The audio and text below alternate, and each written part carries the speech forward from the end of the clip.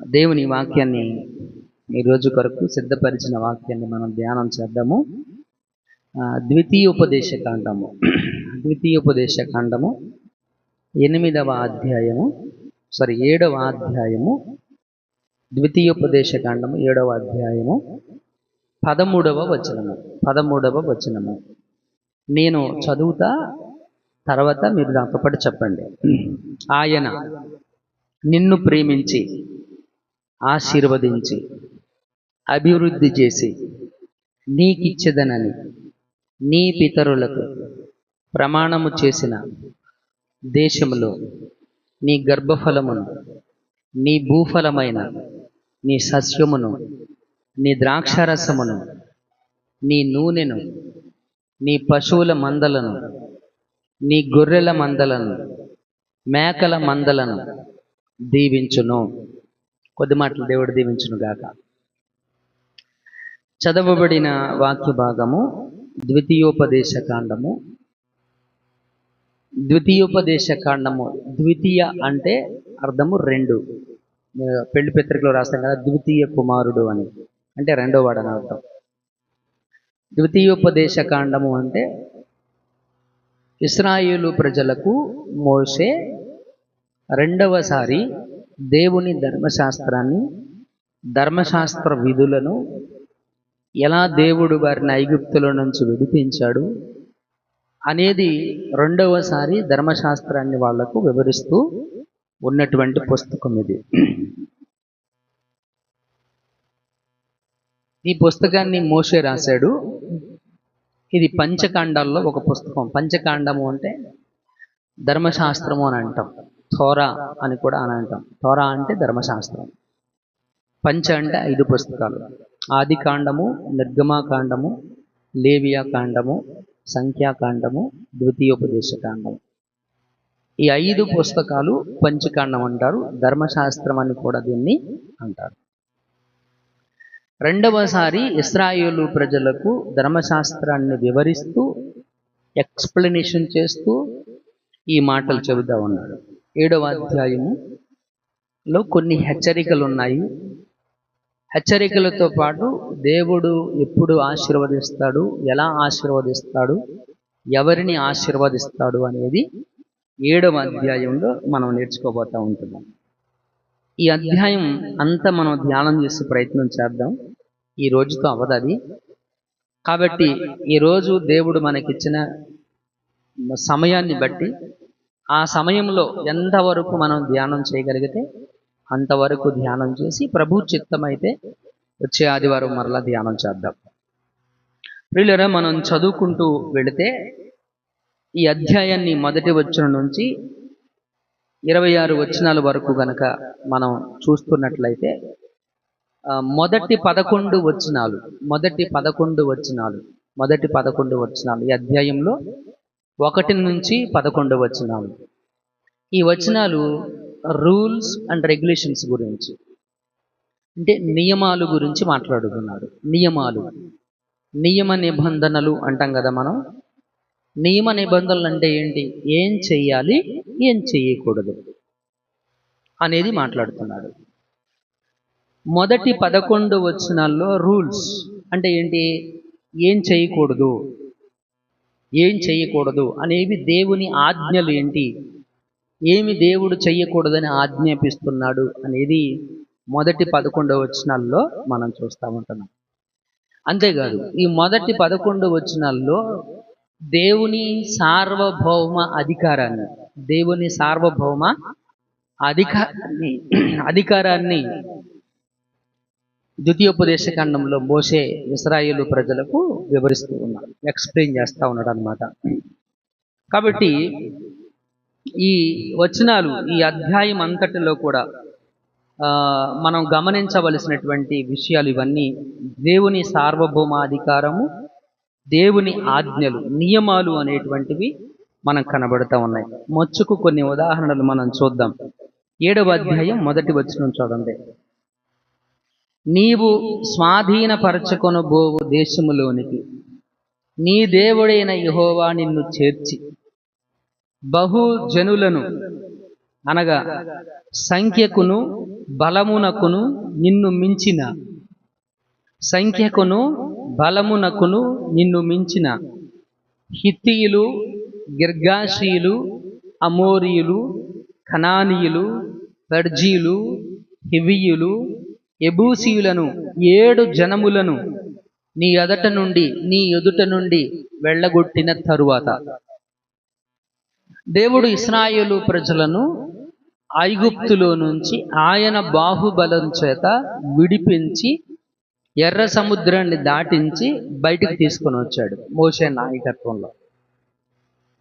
ఇప్పుడు మోషే వాళ్ళకి ఏం చెప్తున్నాడు అంటే, మీరు ఐగుప్తులో ఉన్నప్పుడు బానిసలుగా బ్రతికారు, ఇప్పుడు మీరు స్వతంత్రులు, బయటికి తీసుకొని వచ్చా నేను.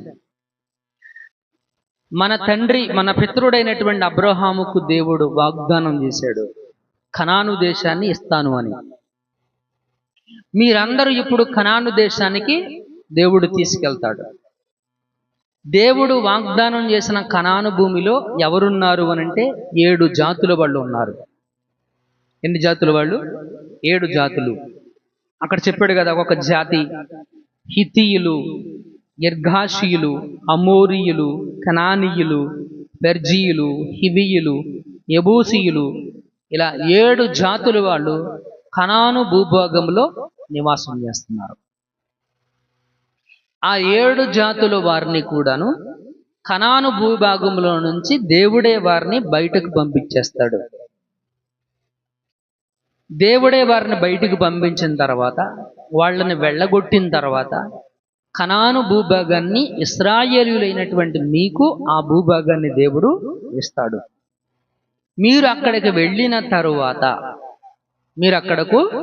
వెళ్ళిన తరువాత మీరు ఏం చెయ్యాలి, ఏం చెయ్యకూడదు, మీరు ఏం చెయ్యాలి, ఏం చెయ్యకూడదు. 2వ వచనం, నీ దేవుడైన యెహోవా వారిని మీకు అప్పగించున్నప్పుడు నీవు వారిని హతము చెయ్యవలెను. ఏం చెయ్యాలి? హతము చెయ్యవలెను. వారిని నిర్మూలము చెయ్యవలెను. వారిని ఏం చేయాలి? నిర్మూలన చెయ్యాలి, వారిని హతము చెయ్యాలి. ఇది దేవుని ఆజ్ఞ. ఇది దేవుని ఆజ్ఞ. ఇప్పుడు తోటలో కలుపు మొక్క ఉందనుకోండి, పీకి పడేస్తారా, ఉంచుతారా? పనికిరాదనే కదా, కలుపు మొక్కనే కదా. ఈ 7 జాతీయులు కూడాను అటువంటి వారే దేవుని దృష్టిలో. ఈ 7 జాతీయులు, ఈ 7 జాతి సంతతి వారందరూ కూడాను కలుపు మొక్కలు లాంటి వాళ్ళు. ఎలాంటి వాళ్ళు వీళ్ళు? కలుపు మొక్కలు లాంటి వాళ్ళు. అందుకనే దేవుడు వారిని ఏం చేయమన్నాడంటే, హతము చెయ్యండి, నిర్మూలము చేయండి.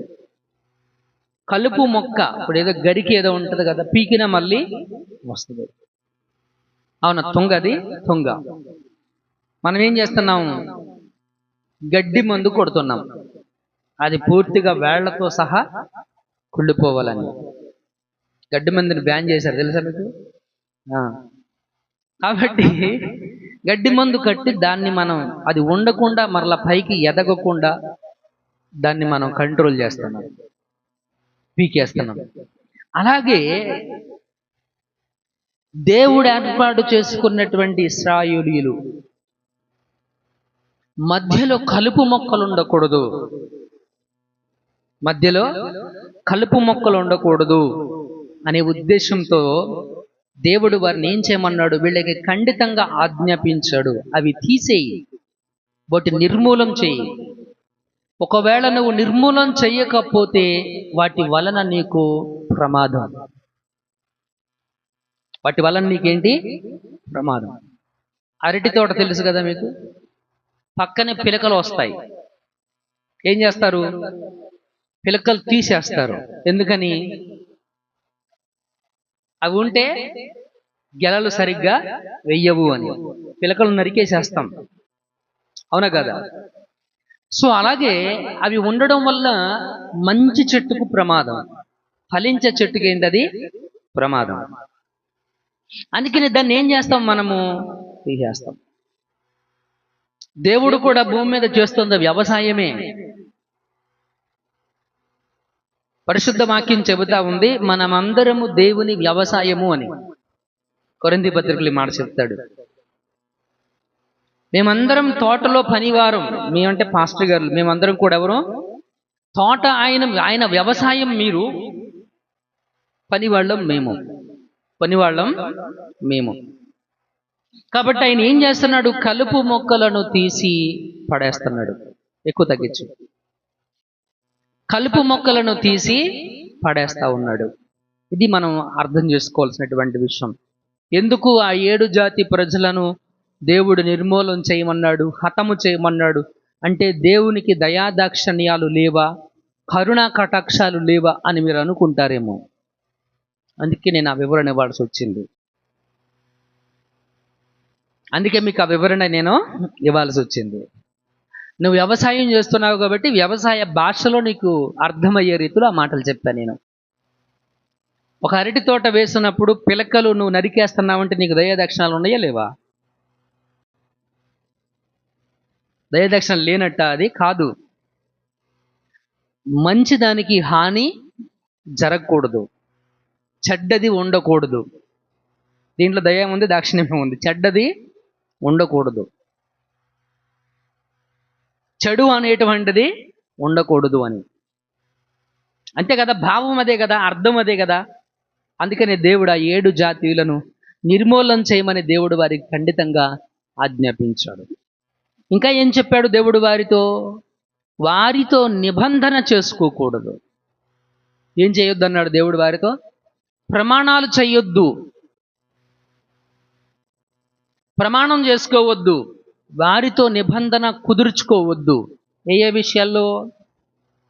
వారిని కరుణింపకూడదు, నీవు వారితో వియ్యమందకూడదు. ఏంటది? వారితో కరుణింపకూడదు, వియ్యమందకూడదు. Praise God. దేవునికి స్తోత్రం. హృదయక్కన పెట్టి దేవుని స్తోత్రం చెప్పండి. హల్లెలూయా, హల్లెలూయా. కాబట్టి ప్రియులారా, వారితో వియ్యమందకూడదు. ఇవి దేవుని ఖండితమైనటువంటి ఆజ్ఞలు. ఇవన్నీ వాళ్ళు చేయకూడదు. వియ్యమందకూడదు అంటే వియ్యం పొందుకోకూడదు, వాళ్ళతో వియ్యానికి వెళ్ళకూడదు. అంటే ఏంటి? సంబంధాన్ని పెట్టుకోకూడదు.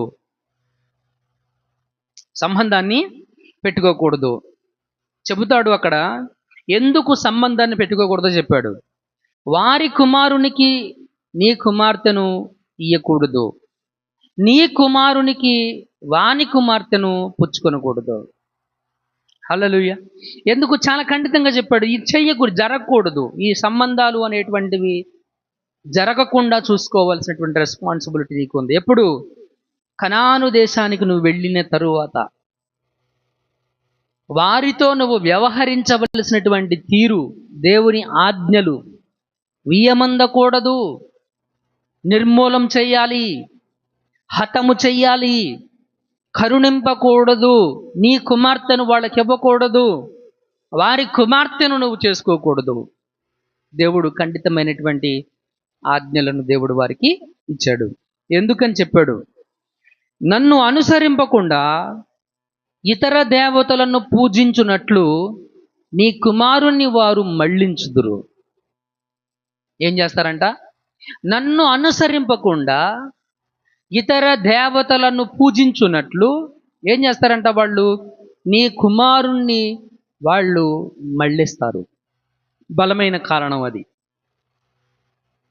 ఇతర దేవతలను పూజించేటట్లుగా నీ కుమారుణ్ణి పాడు చేస్తారు.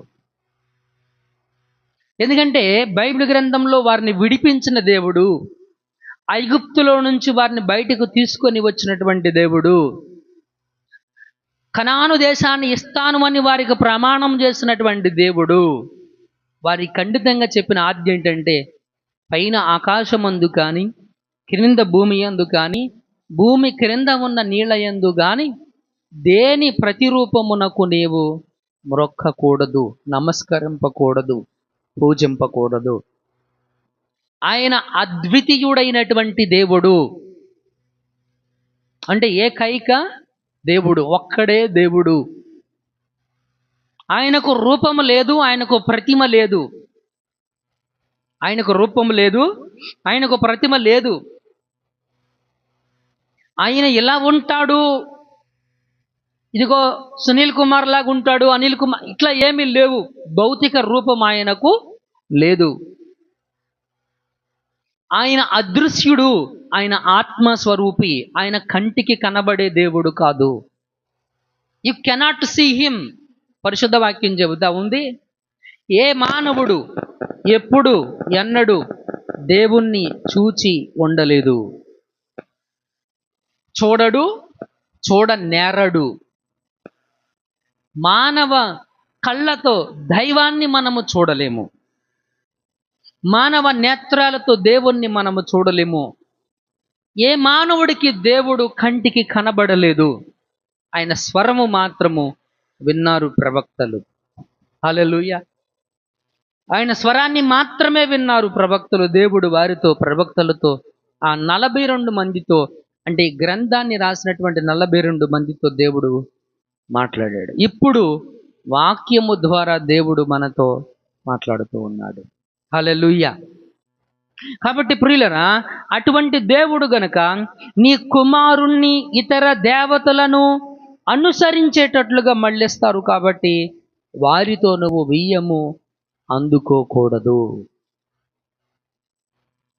నాకు అక్క సాక్షుల్లో చెప్పినట్టుగా, మన ఇంటికి వచ్చాక మార్చుకోవచ్చులే, అక్కడికి వెళ్ళాక మారతారులే, ఏమో మారతారేమో, అనుమానాలు వద్దు. ఏమో మారతారు, అవన్నీ అనవసరం. అవన్నీ కూడా అనవసరం. స్వాతి ఐతవరం స్వాతి చిన్నప్పటి నుంచి కూడా పిల్లకి సండే స్కూల్లో పెరిగి చక్కగా యేసుక్రీస్తునందు విశ్వాసం ఉంచి బాప్టిజం తీసుకుంది. స్వాతి మదిర వెళ్ళినప్పుడు అక్కడ ఒక వివాహానికి వెళితే ఆ దగ్గరలోనే ఆ పిల్లకి పెళ్లి చేశారు. వెళ్ళాము. అన్నయ్య ఇంటికి రండి అని చెప్తే ఇన్వైట్ చేస్తే వెళ్ళాము. మమ్మల్ని చూసి ఏడుస్తూ ఉంది పిల్ల, ఏడుస్తూ ఉంది. ఎందుకు ఏడుస్తున్నావు, ఏంటమ్మా అని అడిగితే, ఏదైనా సరే అన్నయ్య, వివాహానికి ముందే అతడు విశ్వాస కాదా అని చూసుకోకుండా నిర్లక్ష్యంతో నేను వివాహం చేసుకొని చాలా తప్పు చేశాను, అలా చేయడం తప్పని నాకు ఇప్పుడు అర్థమవుతుంది అని అంది. ఏమ్మా, ఏం జరిగింది? పెళ్లి సంబంధం మాట్లాడుకోవడానికి వచ్చినప్పుడు మేము కూడా చర్చికి వెళతాము, మీ అమ్మాయికి మేము ఎలాంటి అభ్యంతరాలు కలుగు చేయం. మీ అమ్మాయి చర్చికి వెళితే వెళ్ళనివ్వండి, ఆమెకు మేము ఎలాంటి ఆటంకాన్ని మేము కలుగు చేయము. అయినా మేము కూడా చర్చికి వెళతాము. మీ అమ్మాయి మాకు బాగా నచ్చింది అని చెప్పి 4 సంవత్సరాలు ఎదురు చూశారంట. వాళ్ళు 4 సంవత్సరాలు కూడాను మేము ఇవ్వము. ఆ ఇంట్లో వాళ్ళ అమ్మగారు మాత్రమే చర్చికి వెళుతుంది. ఆ పెళ్లి కుమారుని ఇంట్లో వాళ్ళ అమ్మగారు మాత్రమే, అది కూడా అప్పుడప్పుడు చర్చికి వెళుతుంది. నాయుడుస్ వాళ్ళు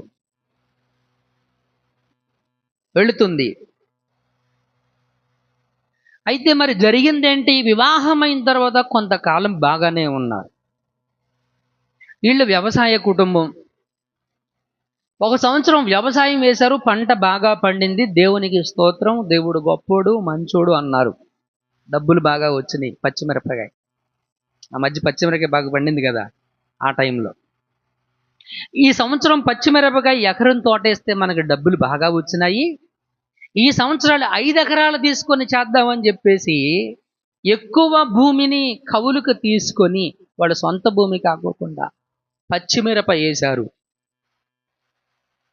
వచ్చింది మొత్తం పోయింది. ఇప్పుడు కారణం ఏంటి? ఈ నష్టం కలగడానికి కారణం ఏంటి అని అంటే, మా ఆవిడ చర్చికి వెళ్తుంది, మా ఆవిడ ప్రార్థనకు వెళుతుంది, ఆ దేవునికి ప్రార్థన చేయడం వల్లే మాకు ఈ నష్టం కలిగింది, కాబట్టి నువ్వు ప్రార్థనకి వెళ్ళటానికి వీల్లేదు అని భర్త నిర్బంధించాడు. అత్తగారు నిర్బంధించింది, మామగారు నిర్బంధించారు. ఈ పిల్ల బైబిల్ చదవడం లేదు, వాక్యాన్ని చదవడం లేదు, ప్రార్థన చేసుకోవటం లేదు, ఏం చెయ్యాలో తెలియటం లేదు. చిన్నప్పటి నుంచి వాక్యానుసారంగా పెరిగినటువంటి కుమార్తె, దేవునిలో పెరిగినటువంటి కుమార్తె.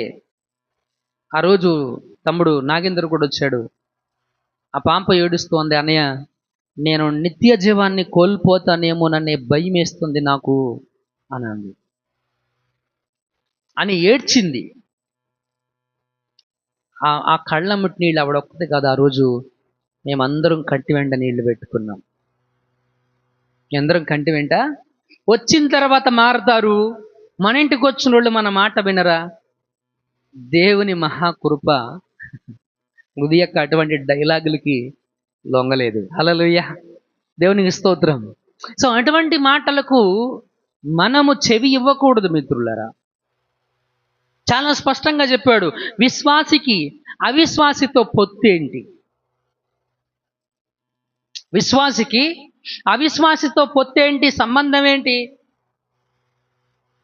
చాలా స్పష్టంగా చెప్పాడు. అందుకనే దేవుడు ఖండితంగా వారికి ఆజ్ఞాపిస్తూ ఏం చెప్పాడు అంటే, వారితో నువ్వు ఎటువంటి పొత్తు, సంబంధం అనేటువంటిది కుదుర్చుకోకూడదు.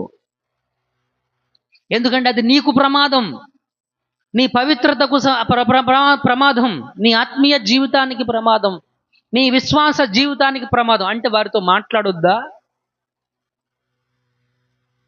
అలాగని దేవుడు ఏం చెప్పట్లేదు. వారిని పలకరించొద్దా? అలాగని దేవుడు ఏం చెప్పట్లేదు. విశ్వాసి అయినటువంటి నీ కుమార్తెను ఒక అవిశ్వాసితో పొత్తు కడితే అది ఎవరికి? నువ్వు బాగానే ఉంటావు, నేను పెళ్లి చేశాను కదా, నేను పెళ్లి నా బాధ్యత నేను వదిలించుకున్నాను కదా అని చెప్పేసి నువ్వు హ్యాపీగా ఉంటావేమో. నష్టపోయింది ఎవరు? నీ కుమారుడు, నీ కుమార్తె. నువ్వు బాధ కలుగు చేసింది ఎవరకు? అటు వారికి సమాధానం చెప్పలేక, ఇటు వీరికి సమాధానం చెప్పలేక జీవితాంతం మధ్యలో నలిగిపోతున్నటువంటి జీవితాలు ఎన్నో. ఎందుకంటే అది మనసుకు, విశ్వాసానికి సంబంధించినటువంటి విషయం కాబట్టి బ్రతికి ఉన్నంత కాలం కూడా ఆ హృదయము అంత నలిగిపోతూనే ఉంటుంది. కాబట్టి ప్రియమైనటువంటి దేవుని సంగమ, చాలా స్పష్టంగా చెప్పాడు దేవుడు, విశ్వాసి అయినటువంటి వ్యక్తిని అవిశ్వాసితో పొత్తు కుదరదు. అందుకే చెప్పాడు, వారితో నువ్వు వియ్యాన్ని పెట్టుకోవద్దని దేవుడు వారికి ఖండితంగా చెప్పాడు. మిత్రులారా, 4వ వచనాన్ని చదవండి. నన్ను అనుసరింపకుండా ఇతర దేవతలను పూజించినట్టు నీ కుమారుని వారు మళ్లించుదురు, అందును బట్టి యెహోవా కోపాగ్ని నీ మీద రగులు కొనును. ఏంటది? ఏమవుతుందంట? అలా చెయ్యడం వల్ల దేవుని కోపము నీ మీద ఏమవుతుంది? రగులు కొనును. ఆయన త్వరగా నిన్ను నశింపచేయును. ఒకవేళ అటువంటి తప్పిదము గనక నువ్వు చేస్తే గనక ఏమవుతుంది?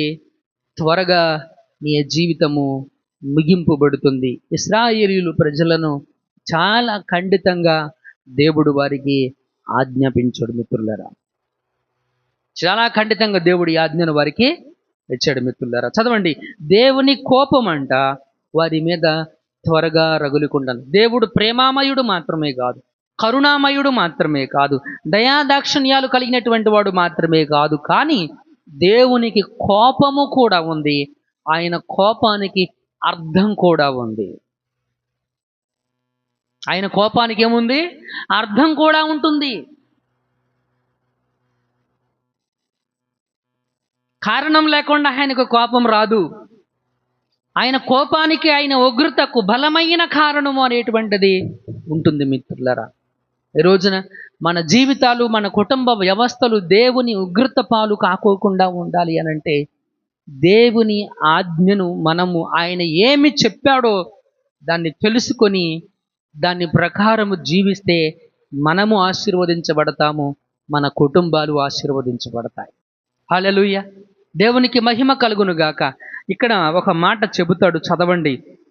ఆయన మాట వినడం ద్వారా అంట 9వ వచనంలో చెప్పాడు, కాబట్టి నీ దేవుడని యెహోవా తానే దేవుడనియు తన్ను ప్రేమించి తన ఆజ్ఞలను అనుసరించి నడుచుకొని వారికి తన నిబంధన స్థిరపరచువాడును 1000 తరముల వరకు కృప చూపు. ఎన్ని తరాలు? 1000 తరాలు. నీతో ఆగిపోదు. నీ తరువాత నీ తరాలు 1000 తరాలు.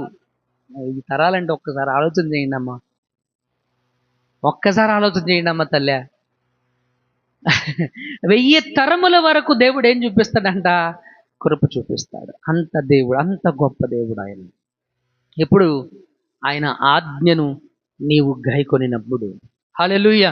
అంటే చాలా ఖండితంగా దేవుడు వారికి ఆజ్ఞాపించాడు. ఇంకా చెప్పాడు 5వ వచనంలో ఏం చెప్పాడు? కావున మీరు వారికి చెయ్యవలసినది ఏమనగా, మీరు వారికి చెయ్యవలసినది ఏమనగా, వారి బలిపీఠములను పడద్రోసి, వారి విగ్రహములను పడగొట్టి, వారి దేవతా స్తంభములను నరికివేసి, వారి ప్రతిమలను అగ్నితో కాల్చవలెను.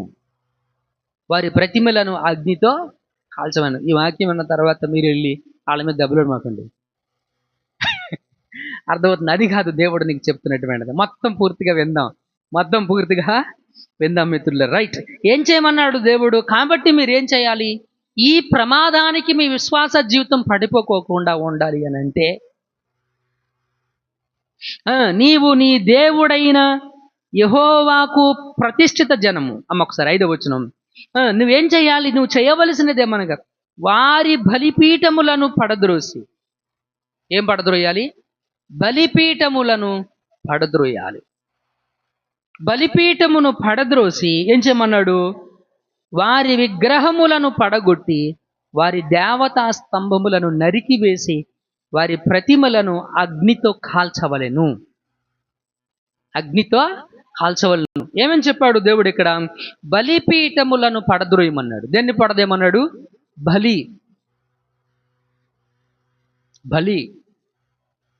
అర్పణ. మీకు బాగా గుర్తుండే అంశం ఒకటి జ్ఞాపకం చేస్తారు. నయమాను ఒక ప్రమాణం చేస్తాడు. ఏమని ప్రమాణం చేశాడు?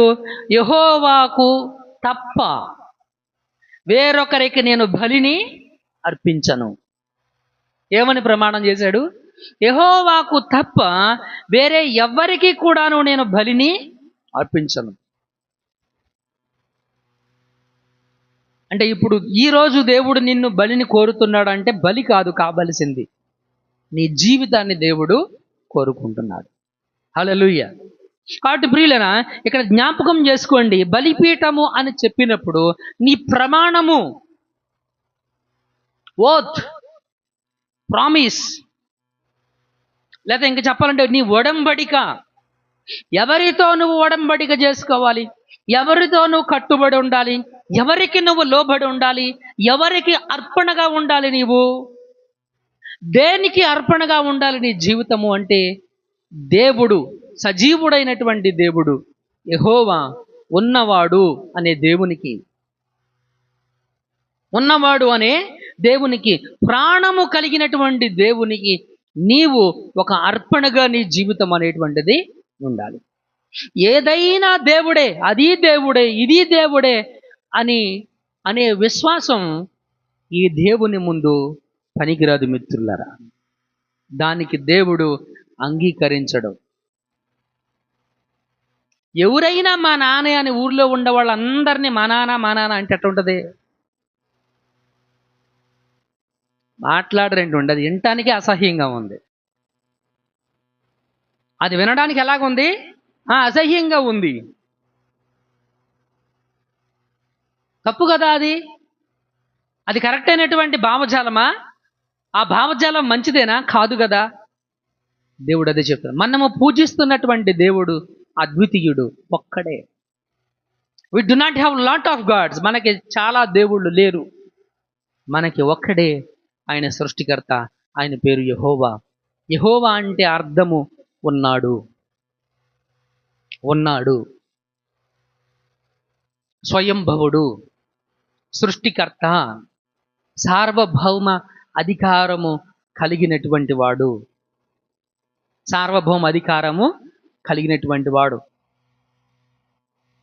కాబట్టి మనం ఆరాధిస్తున్నటువంటి దేవుడు అటువంటి వాడు గనుక, నీవు ప్రమాణం చేస్తే గనుక, నీవు అర్పణ ఇస్తే గనుక, ఆయనకు తప్ప వేరే ఎవ్వరికి కూడాను, ఏ ప్రతిమకు కూడాను నమస్కారం చేయడానికి కానీ, పూజించడానికి కానీ, ప్రార్థించడానికి కానీ షడ్రకు మెషకు అబేద్నెగోలు ఏం చెప్పారు?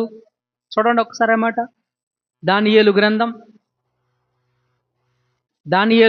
4వ అధ్యాయం. దానియేలు గ్రంథము 3వ అధ్యాయము 14వ వచనం నుంచి. షడ్రకు మెషకు అబేద్నెగో, మీరు నా దేవతలను పూజించుట లేదనియు, నేను నిలవబెట్టించిన బంగారు ప్రతిమకు నమస్కరించుట లేదనియు నాకు వినబడినది, అది నిజమా అని నెబుకద్నెజరు అడిగాడు. దానికి చెప్పారు 16వ వచనం నుంచి.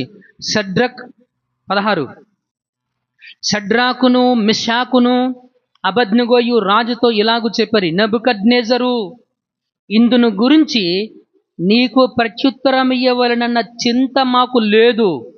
మేము సేవించడం అంటే మేము ఆరాధిస్తున్న, మేము పూజించుచున్న దేవుడు మండుచున్న వేడిమి గల ఈ అగ్నిగుండంలో నుంచి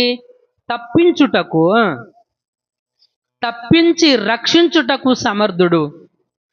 ఒకవేళ ఆయన రక్షింపకపోయినను, రాజా, నీ దేవతలను మేము పూజింపమనియు నీవు నిలవబెట్టించిన బంగారు ప్రతిమలకు నమస్కరింపమనియు తెలుసుకొనుము. నువ్వు తెలుసుకోవాలి. ఏం తెలుసుకోవాలి? మేము వాటికి నమస్కారం చెయ్యం, మేము వాటికి పూజ చెయ్యం, వాటికి ప్రార్థన చెయ్యం. రమ్మపత్రికలో మనం ధ్యానం చేస్తా ఉన్నప్పుడు, 11వ అధ్యాయంలో మనం ధ్యానం చేస్తా ఉన్నప్పుడు, బయలునకు మోకాళ్ళునని, ఎవరికి? బయలుకు మోకరించి ప్రార్థన చేయని, పూజింపని 7,000 మందిని నేను శాసంగా ఏర్పాటు చేసుకున్నాను అన్నాడు. ఒకవేళ మీ హృదయంలో ఈ పాస్టర్ గారు ఏంటి ఎంత ద్వేషమేమి కాదు,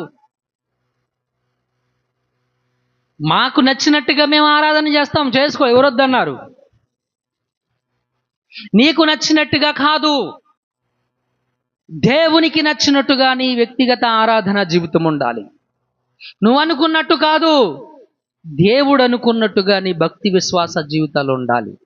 హల్లెలూయా, హల్లెలూయా. కాబట్టి ప్రియమైనటువంటి దేవుని సంగమా, గమనించండి, అక్కడ చెప్పారు షడ్రకు మెషకు, అలా అటువంటి వాళ్ళు దేవునికి కావాలి. అలా దేవుని కొరకు ఆయనే దేవుడనియు. చూడండి అక్కడ ఏమంటాడు ఒకసారి, ద్వితీయోపదేశకాండం 7వ అధ్యాయం చూడండి. 7వ అధ్యాయంలో ఈ మాట చెప్పాడు. 7వ అధ్యాయము 9వ వచనంలో, కాబట్టి నీ దేవుడైన యెహోవా తానే దేవుడనియు. చాలు. ఆయనే దేవుడని, ఆయనను ప్రేమించి, ఆయనే దైవమని, ఆయనను విశ్వసించి, ఆయన ఆజ్ఞలకు ఎవరైతే లోబడతారో అటువంటి వారిని దేవుడు ఆశీర్వదిస్తాడు. లేదు, నేను అలా చేయను, నేను ఇది చేస్తాను, నేను యేసుక్రీస్తు కూడా నమస్కరిస్తాను, యేసుక్రీస్తు కూడా దండం పెట్టుకుంటాను అని అనుకుంటే గనక, ఆయన ఎవరు అన్నారు? రాంగోపాల్ వర్మ, నేను అందరికీ తలో బిస్కెట్ వేస్తాను, నాకు ఏదైనా ప్రమాదం వస్తే ఎవరో ఒకళ్ళు కాపాడతారు. ఇలాంటి పిచ్చి సైకాలజీ ఎవరిలో అయినా ఉంటే ప్లీజ్ ఆ సైకాలజీని మన నుంచి తొలగించేద్దాం. దేవుడు ఒక్కడే, ఆయన అద్వితీయుడు, ఆయన ఏకైకుడు, ఆయన సార్వభౌమ అధికారము కలిగినటువంటి వాడు, ఆయన సర్వశక్తిమంతుడు, ఆయన సృష్టికర్త. ఆ దేవునికి నువ్వు పూజ అంటే ఆరాధన అనేటువంటిది చెయ్యమని దేవుడు వారికి ఖండితంగా ఆజ్ఞాపించాడు మిత్రులారా. కాబట్టి నువ్వు ప్రమాణం చేస్తే గనక ఆయనతో మాత్రమే నీవు సత్సంబంధాలను కలిగి ఉండాలి. ఆయనతో మాత్రమే నీవు ఆయనకు మాత్రమే బలి ఇవ్వాలి. ఆయనే దేవుడని నువ్వు విశ్వసించి ఆయనను ఆరాధన చేస్తే గనక ఆయన నీ జీవితాన్ని ఆశీర్వదిస్తాడు. హల్లెలూయా. చదవండి 5వ వచనం ఇంకేం చెప్తాడంటే, వారి విగ్రహములను పడగొట్టి వారి దేవతా స్తంభములను నరికివేసి. విగ్రహాలను ఏం చేయమన్నాడు? విగ్రహము అంటే విగ్రహం అంటే ఏంటి? మనుషులు తయారు చేసింది, మంచి మాట. ఇంకా విగ్రహం అంటే ఏంటి? ఏముంది విగ్రహంలో? అమ్మా అమ్మా జీవం లేదు. ఇంకా అమ్మా ఒట్టివి మట్టివి. ఇంకా ఏముంది విగ్రహంలో? ఇంకొకటి ఉంది. మనుషులు తయారు చేసింది, వట్టివి మట్టివి, జీవం లేదు. ఇంకొకటి ఉంది అమ్మా, వినవు, మనుషులు చేసింది, రాయి. ఇంకా విగ్రహం అంటే ఏముంది విగ్రహంలో? ఎక్కడ పెడితే అక్కడ ఉండదు, కదలదు, వినవు, మాట్లాడవు, ఇంకా కళ్ళుండి చూడవు, ఇంకా ముక్కుండి వాసన చూడవు, నోరుండి తినవు, కాళ్ళు ఉండి నడవు. ఇవన్నీ ఓకే. ఇంకొకటి ఉంది. ఏముంది విగ్రహంలో? ఏం కనపడుతుంది విగ్రహంలో? రూపం. ఏమది? రూపం.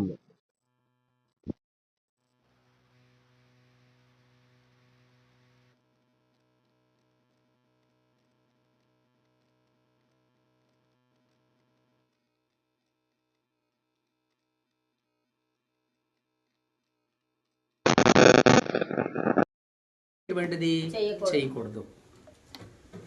ఏ రూపానికి కూడాను నీవు పూజ అనేటువంటిది చేయకూడదు. అది మనుషుడు అయి ఉండొచ్చు, జంతువు అయి ఉండొచ్చు. రోమీలకు రాసినటువంటి పత్రిక 1వ అధ్యాయము, రోమీలకు రాసినటువంటి పత్రిక 1వ అధ్యాయం 24వ వచనంలో ఏం చెప్పాడు అంటే, 23వ వచనంలో ఏం చెప్పాడు చదవండి. వారు అక్షయుడగు దేవుని మహిమను. ఏంటది? దేవుడు ఎవరు? అక్షయుడు. అక్షయుడు అంటే నశించడు, మరణం లేదు, చావు లేదు. ఆయన అక్షయుడు. ఆయన ఎప్పుడూ ఉంటాడు. ఆయనకు కాలంతో సంబంధం లేదు, ఆయనకు రోజులతో సంబంధం లేదు, ఆయనకు సమయంతో సంబంధం లేదు. ఆయనకు సమయంతో సంబంధం లేదు. ఈ టైము ఆ టైము అనేటువంటి దేవునికి ఏమి ఉండదు. వాటన్నిటికీ అతీతుడు దేవుడు. వాటన్నిటికీ అతీతుడు దేవుడు. వీళ్ళని గమనించండి. దేవుడు ఎవరు? అక్షయుడు. ఇప్పుడు ఆయన మహిమను దేంట్లో చూస్తున్నారంట వాళ్ళు? ఆయన ప్రభావమును, ఆయన రూపాన్ని ఎక్కడ చూస్తున్నారంట? క్షయమగు మనుషుల యొక్కయు. దేంట్లోనంట? ఆయన ప్రభావం ఎవరిలో చూస్తున్నారు? క్షయము అంటే ఏంటి? నశించేది, పాడైపోయేది. నశించే దానికి వ్యత్యాసం ఉందా లేదా? నశించని వస్తువుల్లో దేవుని యొక్క రూపాన్ని నువ్వు చూస్తున్నావు, చూసాడా? అది పాపం అంటున్నాడు దేవుడు. అది పాపం అంటున్నాడు దేవుడు. ఏది పాపము? ఇప్పుడు చెట్టులో పామును చూసి దాంట్లో దేవుడు ఉన్నాడు, ఈ పాము నన్ను కాపాడింది అని నువ్వు అన్నావు అనుకో, పాము ఎలా కాపాడుతుంది? పాము గుణం ఏంటి? కరుస్తుంది. నీకు హాని కలుగజేసే పాము నిన్ను ఎలా కాపాడుతుంది? కుక్కను చూసి, ఎలుకను చూసి ఇంట్లోకి ఎలుక వస్తే ఊరుకోం, కానీ ఎలుకని దేవుడు అంటాం. చంపిందాకా ఎలుక దేవుడైతే ఎలుకను చంపడానికి ఎలుకల మందికి ఎందుకు కనిపెట్టారు? ఎలుక దేవుడైతే ఎలుకని చంపడానికి ఏంటి? ఫ్యాడ్స్ వస్తున్నాయి కదా ఈ మధ్య, ఫ్యాడ్స్, గమ్ము ఫ్యాడ్స్.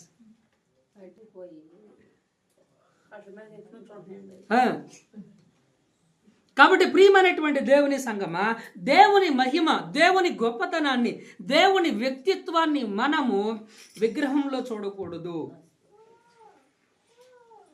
విగ్రహంలో ఉండదు దేవుని రూపము. దేవుని రూపము క్షయమైన వస్తువులలో ఉండదు. దేవుని రూపము నాశనమయ్యేటువంటి, నశించేటువంటి జంతువులలో దేవుని రూపము అనేది ఉండదు. అందుకని దేవుడు ఏం చేశాడు? దేవుడు ఏం చెబుతున్నాడు అనంటే, దేవుని మహిమను మనము చతుష్పాద జంతువులకు మనము అప్పగించకూడదు. చతుష్పాద జంతువులకు మనము, అందుకని వారి విగ్రహములను పడగొట్టము, వారి బలిపీఠములను, విగ్రహాలను పడగొట్టు. నేను ఒక వాక్యం, నువ్వు ఒక వాక్యం చెప్పొద్దక్క. ఆయన బలిపీఠం పడగొట్టమని అదొక మాట. రెండవ మాట ఏంటంటే విగ్రహములను పడగొట్టమన్నాడు. అదే కదా దేవుడు చెప్పింది ద్వితీయోపదేశ కాండంలో. చదవండి ఒకసారి ఆ మాట. ఏం చెప్పాడు 5వ వచనంలో? వారి బలిపీఠములను పడద్రోసి వారి విగ్రహములను పగలగొట్టి. అంటే దేవుడు ఏం చెప్తున్నాడు? దైవత్వాన్ని నువ్వు ఒక విగ్రహంలో చూడొద్దు. దేవుని రూపాన్ని వెండిలోను బంగారంలోను నశించిపోయే మనుషుల్లోనూ నువ్వు దేవుణ్ణి దైవత్వాన్ని చూడొద్దు. అది తప్పు అని దేవుడు చెబుతా ఉన్నాడు. ఇందాక నేను మీకు చెప్పినట్టుగా కనబడిన ప్రతి ఒక్కరిని నువ్వు నాన్న అని నీ నాన్నను వాళ్ళలో చూసి అది తప్పు అవుతుందా అవదా? మాట్లాడినట్టుండే తప్ప కాదు అది తప్పే. గమనించవలసినటువంటి విషయం అక్కడ ఏం చేసిన, మనుషుల యొక్కయు పక్షుల యొక్కయు చతుష్పాద జంతువుల యొక్కయు పురుగుల యొక్కయు ప్రతిమా స్వరూపముగా మార్చిరి. ప్రతిమ స్వరూపముగా అంటే దేవుని రూపాన్ని వాళ్ళు దాంట్లో కొలుస్తున్నారు. పాములో కొలుస్తున్నారు, చెట్టులో కొలుస్తున్నారు, రాయలో కొలుస్తున్నారు, మనిషిలో కొలుస్తున్నారు. అది తప్పు అని దేవుని వాక్యం చాలా ఖండితంగా మనకు చెబుతా ఉంది. అపోస్తుల కార్యాల గ్రంథము 17వ అధ్యాయం 29వ వచనం ఏం చెప్పాడు చదవండి. కాబట్టి మనము దేవుని సంతానమై ఉండి మనుషుల చమత్కార కల్పన వలన, వింటున్నారా ఈ మాటలు? మనం ఎవరమంట? దేవుని సంతానం. ఏ దేవుని సంతానం? సృష్టికర్త, సార్వభౌమ అధికారం కలిగినటువంటి వాడు. ఆయన్నెవరు కలుగు చేయలా, ఆయన్నెవరు పుట్టించలా, ఆయన్నెవరు తయారు చేయలా. అదృశ్యుడు, ఆత్మాస్వరూపి అయినటువంటి దేవుని సంతానం మనం. ఆయనకు భౌతిక రూపం లేదు. భౌతికంగా ఆయన చూడాలనుకుంటే కనపడ్డు. ఆయన చూడాలనుకుంటే కనపడ్డు. ప్రియులారా అక్కడ చెప్తా ఉంటాడు. అందుకని 29 చదవండి. మనం దేవుని సంతానమై ఉండి మనుషుల చమత్కార కల్పన వలన మల్చబడిన బంగారమునైనను వెండినైనను రాతినైనను దేవత్వము పోలి ఉన్నదని తలంపకూడదు. ఇప్పుడు చెప్పండి, విగ్రహము ఎక్కడుంది? కనబడే వస్తువులు కాదు, నీ తలంపుల్లో పెద్ద విగ్రహం ఉంది. ఇప్పుడు విగ్రహం ఎలా చూస్తున్నావు నువ్వు? ముందు నీ ఆలోచన, నీ తలస్తున్నావు కదా, అంటే నువ్వు తలస్తున్నావు కదా, నీ మనసులో అనుకుంటున్నావు కదా, నీ ఊహల్లో నువ్వు అనుకుంటున్నావు కదా, అందులో దేవుడు.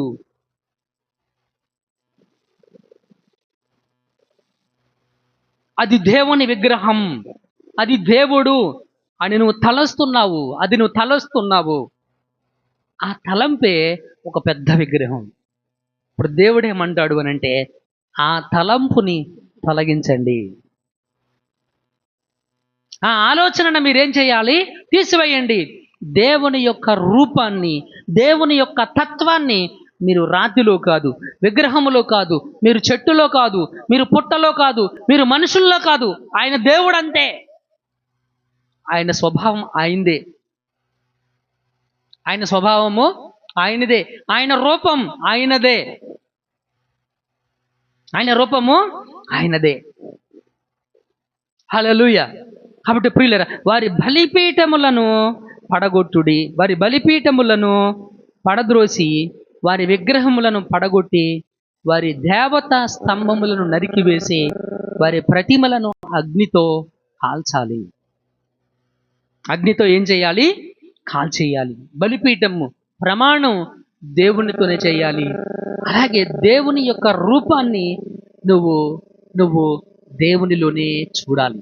దేవుని యొక్క రూపాన్ని దేవునిలోనే చూడాలి. దేవుని యొక్క రూపాన్ని దేంట్లో కూడా నువ్వు ఆపాదించి ఆరాధన చేయడానికి వీలు లేదు.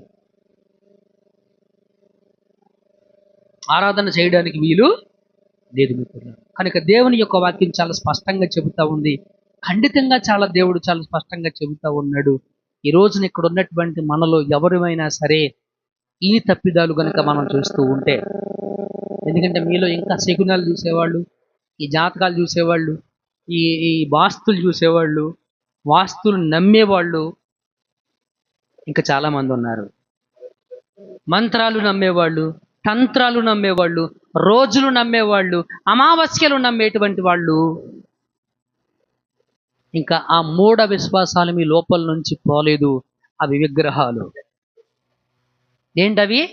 అవి విగ్రహాలు. ఆ విగ్రహాలను తీసేయమన్నాడు దేవుడు. ఆ విగ్రహాలను ఏం చేయమన్నాడు దేవుడు?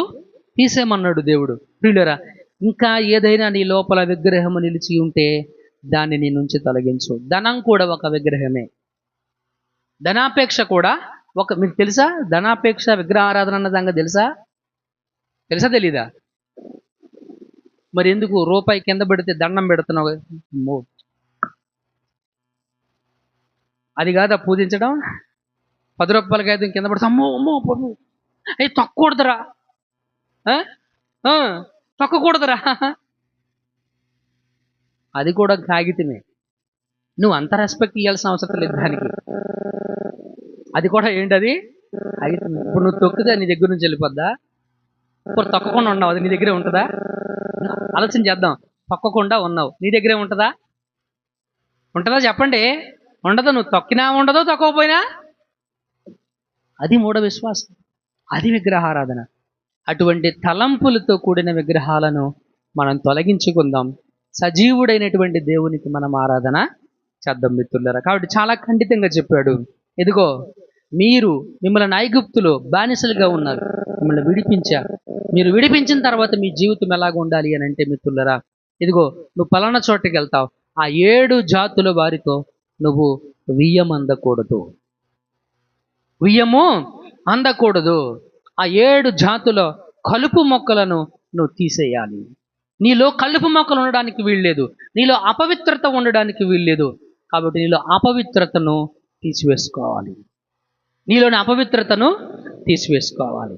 అంత మాత్రమే కాదు కానీ నువ్వు వియ్యం అందకూడదు. అది నీకు చాలా ప్రమాదం. వారి బలిపీఠములను నువ్వు పడగొట్టు. వారు అర్పణను నువ్వు అంగీకరించొద్దు. నీ అర్పణ వేరుగా ఉండాలి. వారు అర్పించినట్టుగా నీ అర్పణ ఉండకూడదు. నీ ప్రమాణం వేరుగా ఉండాలి. అంత మాత్రమే కాదు కానీ ఇక్కడ చెప్పాడు, దేవుని యొక్క రూపాన్ని నువ్వు విగ్రహంలో చూడొద్దు. దేవుని యొక్క రూపాన్ని విగ్రహంలో కొలవద్దు. అది రాయే, అది మాట్లాడదు. మీరన్నట్టు అది చూడదు, దానికి కళ్ళు లేవు. నువ్వు ఎంత గట్టిగా అరిచినా దానికి వినపడదు. నువ్వు ఎంత గట్టిగా అరిచినా దానికి